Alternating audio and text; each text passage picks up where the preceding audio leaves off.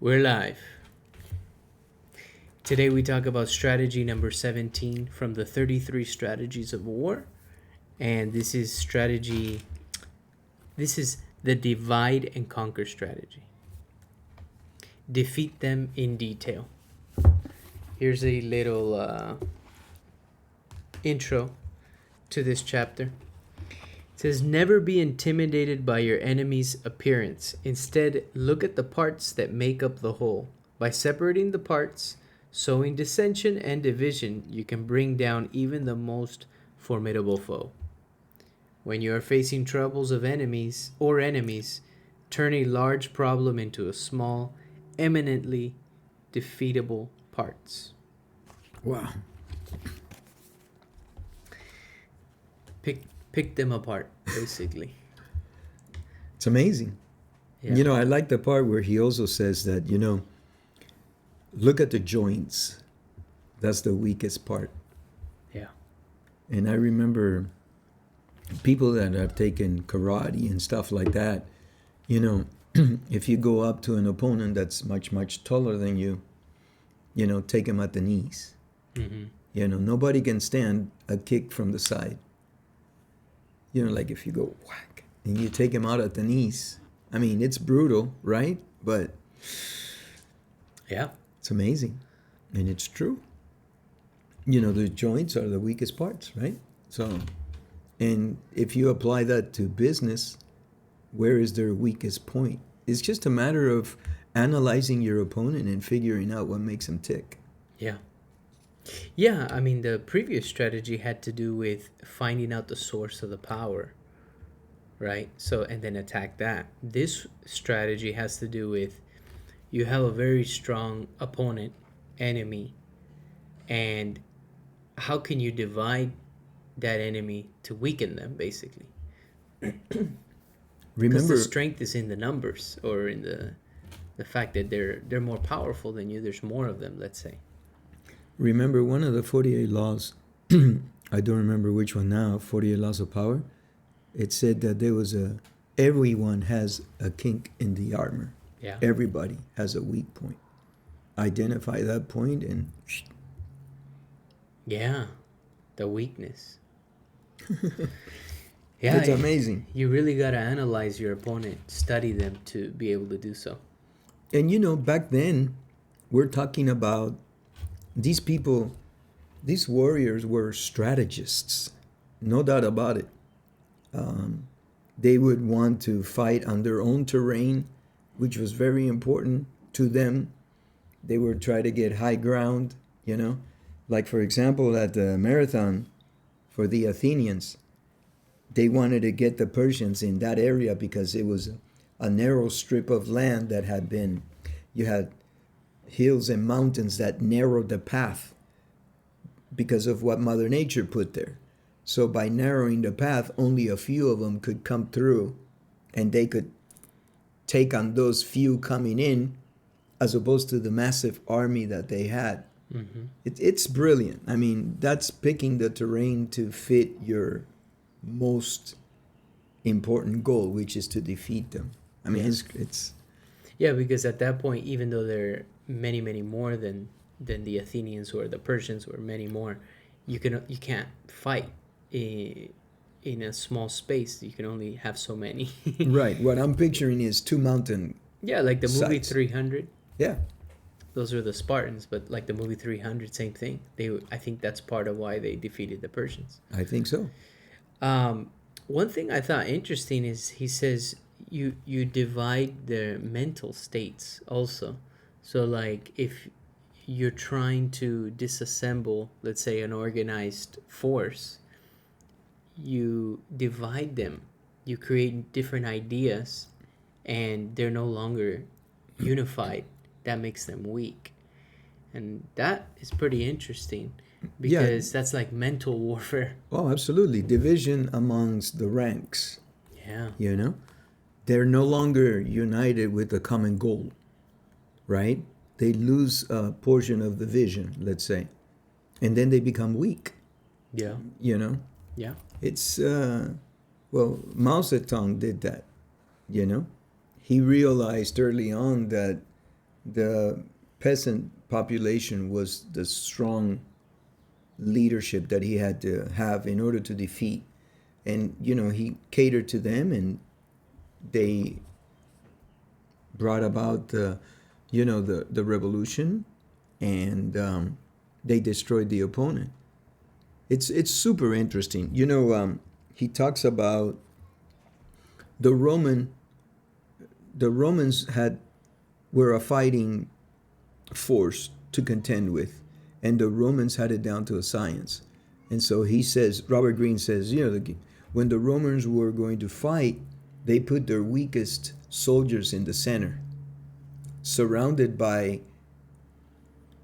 battle-tested soldiers, especially the one in the back, and the ones in the front.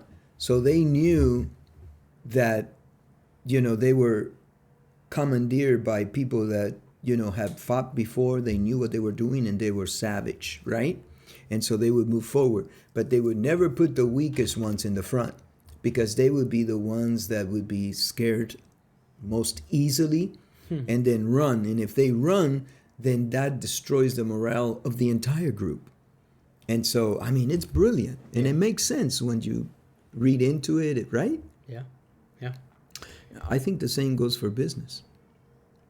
Yeah. And, we had somebody tell us once that, you and I, we work together, we'd have the podcast together, we work in business together.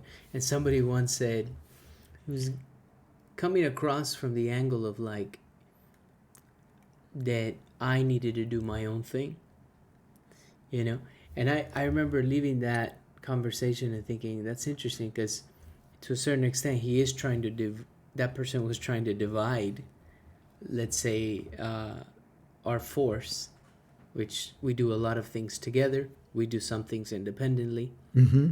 But I wonder why. I always wonder why. Why is that person trying to divide, let's say, the force that you and I have in different endeavors, that we're able to use your experience, let's say my tenacity, let's put it, and then combined be effective, right?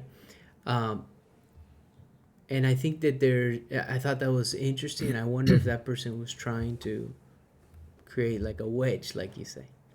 Divide us for some reason and make us weak? I don't know. So let me share something with all our viewers, and I'll pour my heart out right now. I would not be here if it weren't for you. Hands down.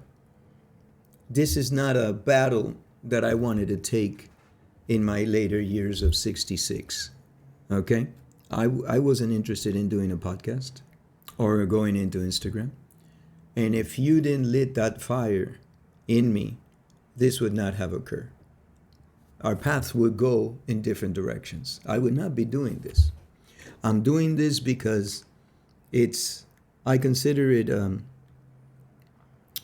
a tremendous blessing to be able to work with you. I consider it, something that the Lord has given us, and I enjoy every minute. Okay? We have our differences. We have our discussions. Some of them get pretty intense. You have your own ideas. You've ran your businesses. You're not a child that I can say, okay, fine, do this. We have to come to terms with each other. But the respect that we have for each other allows us to have our differences and come out at the end of that tunnel, with a couple of scars, but essentially unscathed. And we keep moving forward, right? So we've said it many times. If there's a daughter and a mother, or a son and a father, or a nephew and an uncle, you guys want to open a business together? Do it. Go for it. Don't let the fact that your family hold you back. Just realize that those bonds are stronger than anything else, and you cannot let that bond break because of a business issue. And that's it. Yeah. And keep moving forward. Yeah. Because then the regret of not having done it will haunt you for the rest of your life. Yeah. It's interesting because people operate in in teams, it's very rare to see like a one-man show. And even when you see a one-man show or a one-woman show, there's a key person involved there, a right-hand person. Maybe they're in the front scenes, they're behind the scenes, but there's usually somebody in there. So when you work as family, let's say a father and a son like us, we're a team, right? But most operations and organizations have some sort of team element. It could be an employee, it could be a family member, it could be two people trying to start a business together. But what I'm getting to is that the idea is that, look, if we went off on our own, what you're saying is that you wouldn't do it. No. And then for me, I would. You would. I would do it. I would have to do it. I would want to do it. There are things that I do that I don't want to do, but I have to do, right? That's part of life. Well, Mike Tyson says that's the key to success. I listen to Mike Tyson because he's absolutely incredible. But please finish. But you are at a point in your life where you try to do things that you want to do and less things that you don't want to do. I don't try. I do. In other words, if I don't want to do it, I won't do it. Yeah. There's got to be a meaning behind it. I need to see some value in it. Some growth. Some growth. Like right now I started this, can I throw a pitch? Pablo's Pointers on YouTube. And I started doing shorts, and the grandkids love it. So what motivates me there is the grandkids. I need that motivation. And maybe that's a very weakness in my armor, Maybe. Yeah.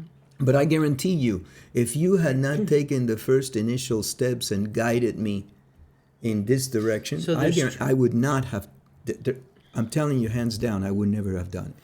So there's strength.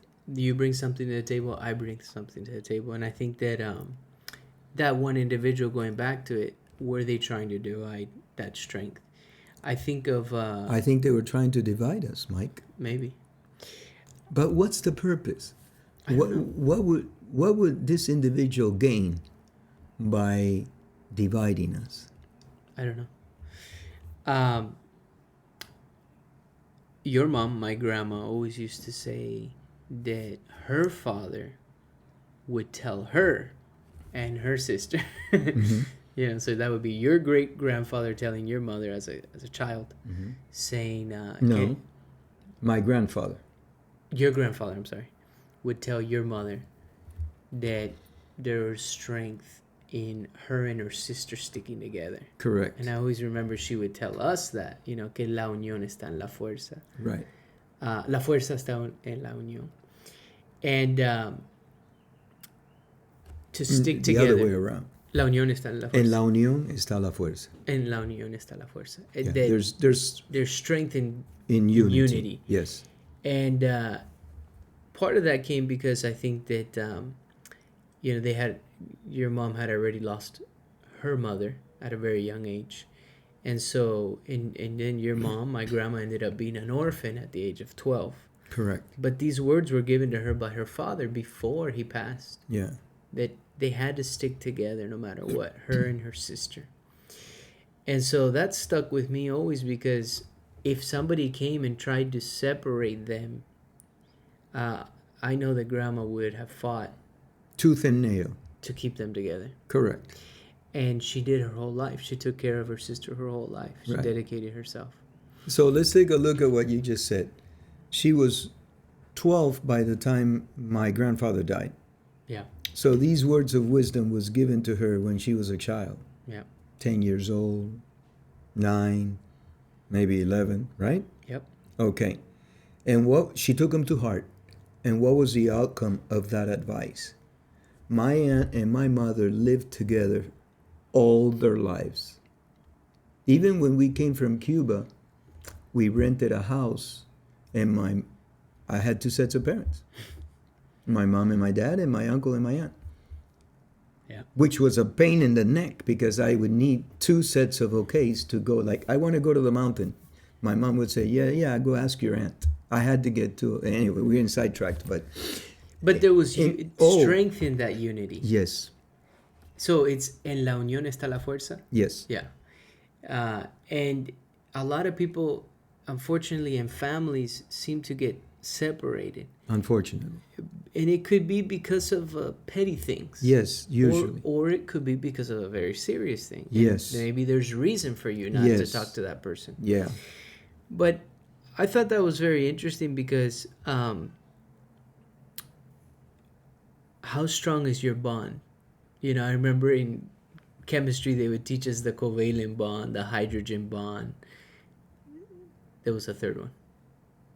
And the hydrogen bond being the weakest, I believe, and the covalent, I believe, being the strongest. Correct me if I'm wrong, audience. But yeah, how strong is that bond? Is it a weak hydrogen bond that, you know, any little thing that from a third party can separate you and the person that you're working with? It could be marriage, your family, business partner, or is it a very strong bond? And that's what I think you're talking about, that the bond has to be strong and you can't let something, money or something in business, separate you from your family member. Well, that's what you and I agreed upon. Yeah. That you're my son and I'm your father, and we had a good relationship prior to the business, and we needed to preserve that relationship no matter what. Yeah. The relationship is more important than anything that comes down our pike, because if it why do you open a business? You open a business so that you can make money and get more prosperous and live a better life. Okay? But if you let the money circumvent the relationship between father and son, or mother and daughter, or nephew and uncle, because I'm all for opening a business, but you got to make sure to know what your priorities are. And I think respect has a great deal to do with it. Yeah. And I think that the older person in the relationship should carry the burden. Okay? And maybe I'm wrong in this, because let me tell you, folks, I don't know the answers. I'm searching for the answers. But I feel that the older person should carry the burden, because experience alone is not enough to bring to the table. And that is why I'm taking courses, I'm trying to learn other things so that I can bring more value to our business endeavor. Yeah, I agree. I think that we're going down this path talking about this is because this is about divide and conquer. Divide and conquer. But how do you protect yourself from somebody coming in and dividing you from your group, let's say your team? Your vision and your goal. And your vision and your goal, yeah. So I'll share this with you. I remember that meeting with that gentleman like if it was yesterday, because it shook me. Because when we left that, we both had kind of questions. Because when you listen to people, it can potentially bring doubt. And doubt, when you're doubting things, it could be the beginning, the sprouting of let's say, of a weed growing in the grass. So I had doubts because I said to myself, does he have a point where you should do your own thing? And am I holding you back by having this relationship, this partnership? And I questioned myself for a while. Yeah. You know, is this a good thing for you? Partnering up with me. I'm a lot older than you. Sure, I have the experience. You have the technology. Can you do this without me? Absolutely. I think that's one important thing. Can you both stand on your own? And if you can both stand on your own, and the one person isn't leaning on the other person, then you both bring something solid to the table. You don't need each other. You could do things. You could do business without me, and I could do business without you. However, if we can both bring those strengths together, can we create something bigger than maybe as an individual one would be able to create? I would say yes to that, but again, I would not be doing this if you had not lit that fire inside of me. I would not. I just would not. I there was no reason for me to go out and start a podcast, start an Instagram, do another YouTube channel. There's just no reason. Now I'm on this road and it's taken me in this direction, and I want to continue to learn because I want to keep my mind active, because I'm reaching ages where I see a lot of my friends that are a little bit older than me struggling with memory, with this, with that, whatever. So I would venture to say that when we started this venture, I wasn't standing on my own all that much. I needed to acquire more knowledge. I feel better about it all right now. Okay? But we've been at it for 3 years. 4. 4. Well, in business together with our new venture, the real estate company, How about the YouTube channel? 4.5 years. The YouTube channel, 2.5 Two years. 2.5 years. Yeah, it would be 3 years in December. Things take time. I've been getting, I don't know if it's the universe is hitting me with it, or just when you hear something or when you lock on something, it starts to appear more. I keep hearing the word consistency. You even texted to me this last night, I think it was. Consistency. It's about just showing up. Consistency. And even these Cuban guys that I follow, the jewelers, one guy's asking the other jeweler, what advice do you give? They're in Miami, CRM Jewelers. It's very entertaining for those who want to know. One guy says, ¿qué le dices a un joven que quiere empezar un negocio, empresario? What do you tell a young guy that wants, an entrepreneur that wants to start his business? I think in jewelry he was referring to. And the big, strong guy says, consistencia. You have to be consistent, lucha, fight, but you have to be consistent with it. And so that word keeps appearing lately. We've been recording every Monday for the last 2.5 years. And, we are a few subscribers away from breaking 2,000 subscribers, which on YouTube for us, it's a big deal. For us, it's a big deal. And and we enjoy it. And so it's something that we enjoy and we're passionate about. I ran into a buddy over the week or on Friday, and he said, how did you grow to 2,000 subscribers? And he said, was it organic? And because I think a lot of people pay for subscribers or followers and things like that. And I said, yeah, it's just consistently I use the word religiously. Yeah, so do I. Religiously. It's like every single Monday. And when we don't record on a Monday, I don't know about you, but it's difficult to come back to the routine, right? Because we also have a life. We have a business that's, thank God, doing very well. So it keeps us extremely busy. We're doing transactions. We're meeting people left and right. And so it's, you have to be consistent. And what's the other word that we use? Intentional. Oh, yeah. Absolutely. You have to be consistent and you have to be intentional about it. Yep.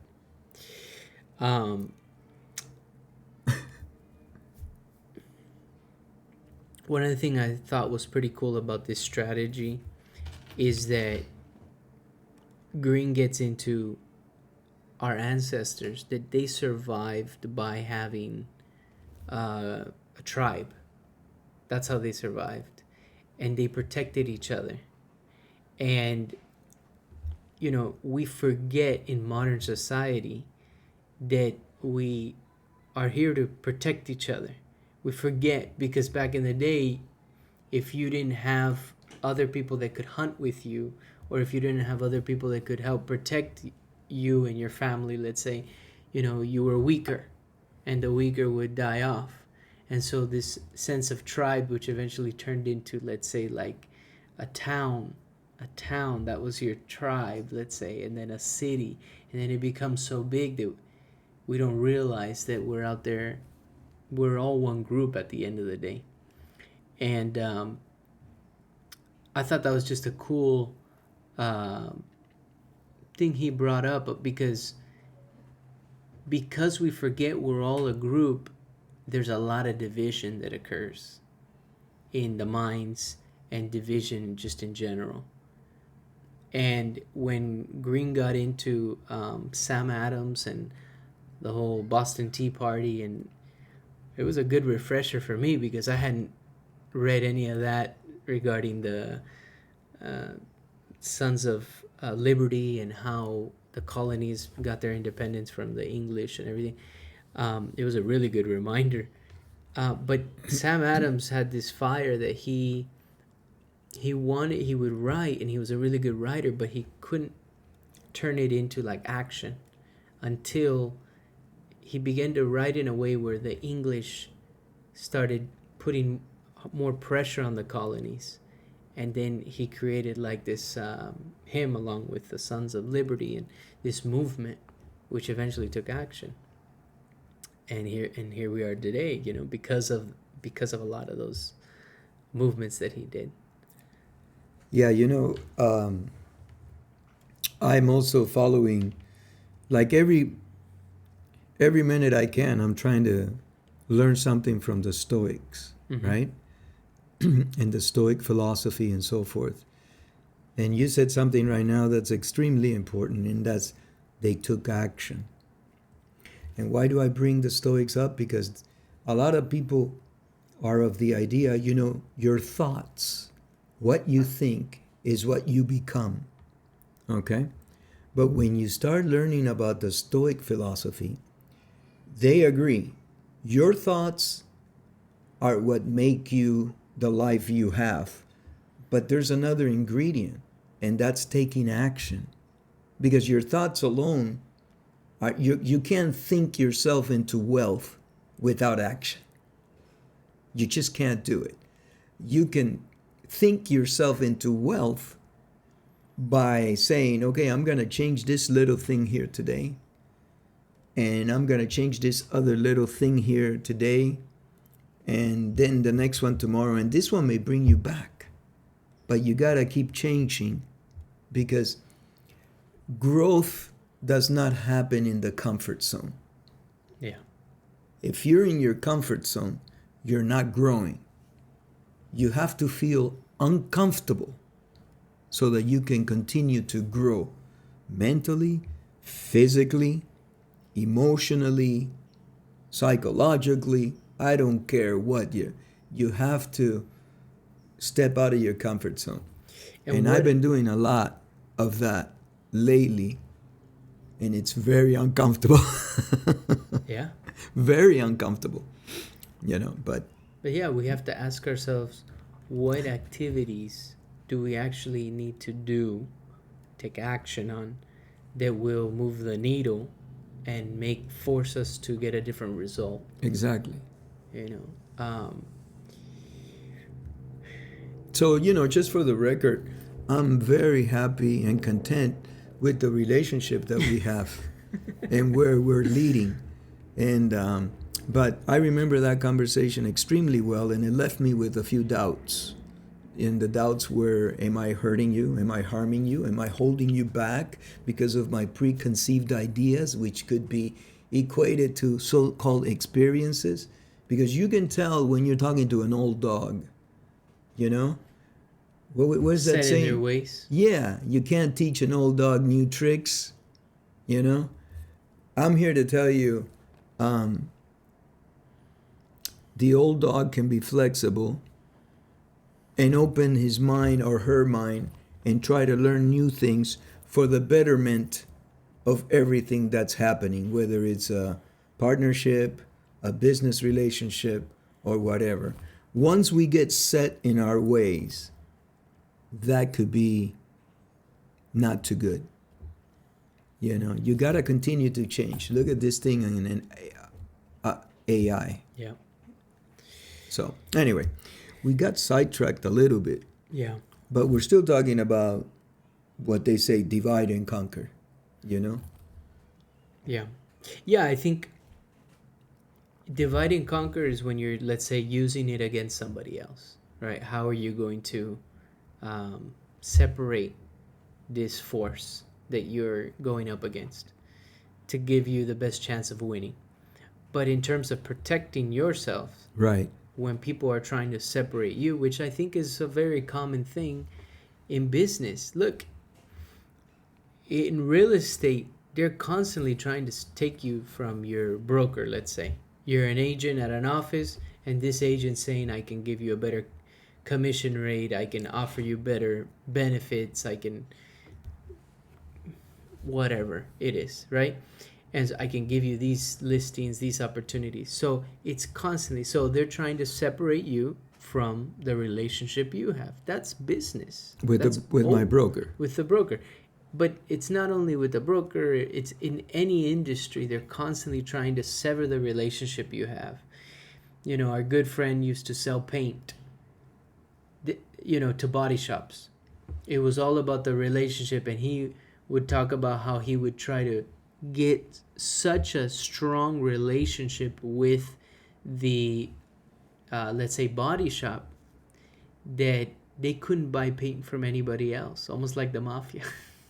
It was like he was so entrenched in the day-to-day of that business, and he was very smart in the way he did that, that they couldn't really buy paint elsewhere. That's what he was securing. What relationship do we have in business that is so strong?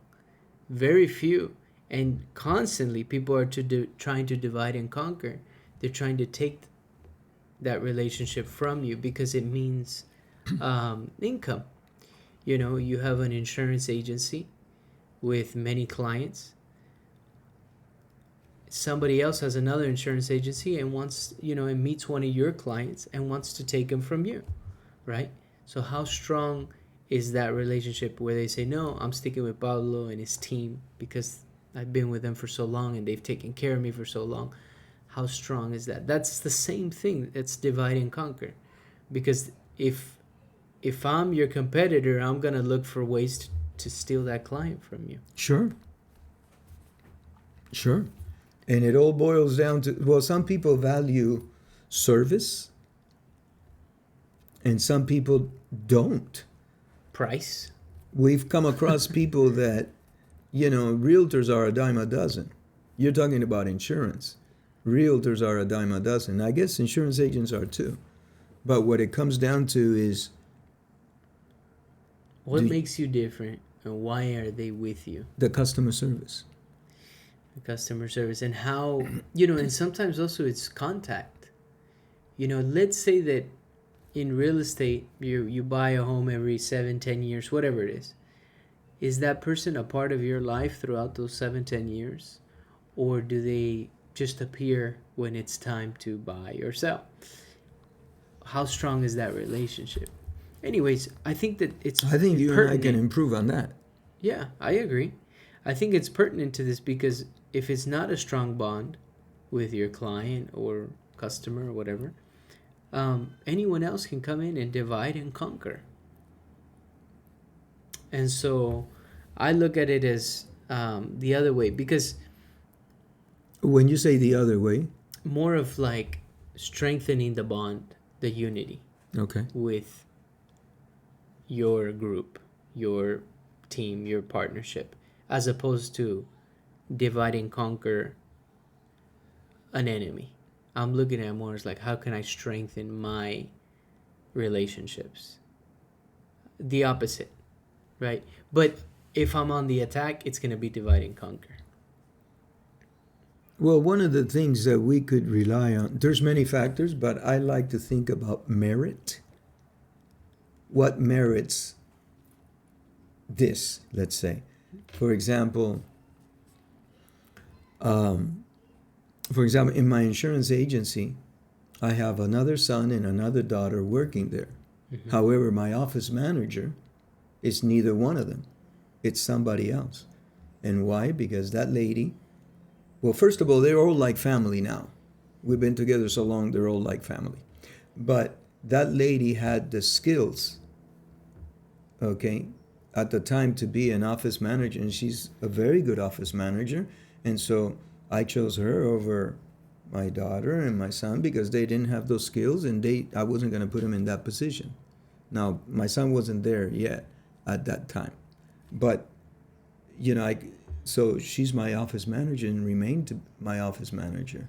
Mm-hmm. And so I think if you look, and one of the things, because there's like 10 of them, but merit, Yeah. that person has your back and you know it.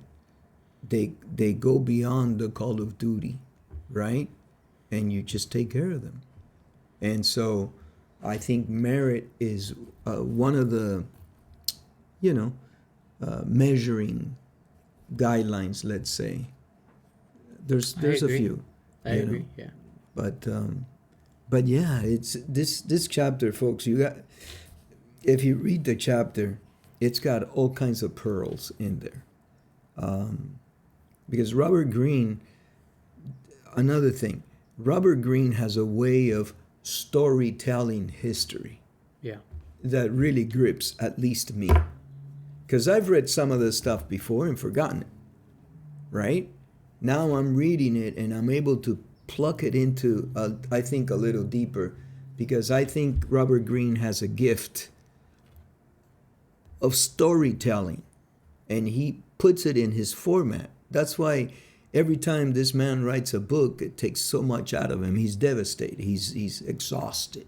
Yeah. He needs 6 months of rest or 3 months of rest or whatever it is that Robert Greene does. But when he writes a book, he's exhausted, right?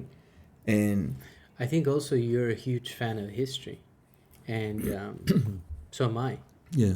It's great to know history and how things happened and use that and apply it to today. I really like the Aesop's fables that he throws into here, and one of them had to do with an Aesop fable that I've read has to do with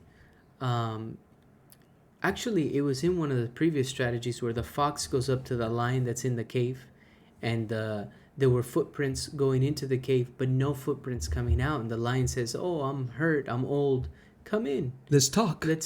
And the fox says, "I would, but there are only footsteps going into the cave, none coming out, so I'm gonna stay out here and talk to you from out here."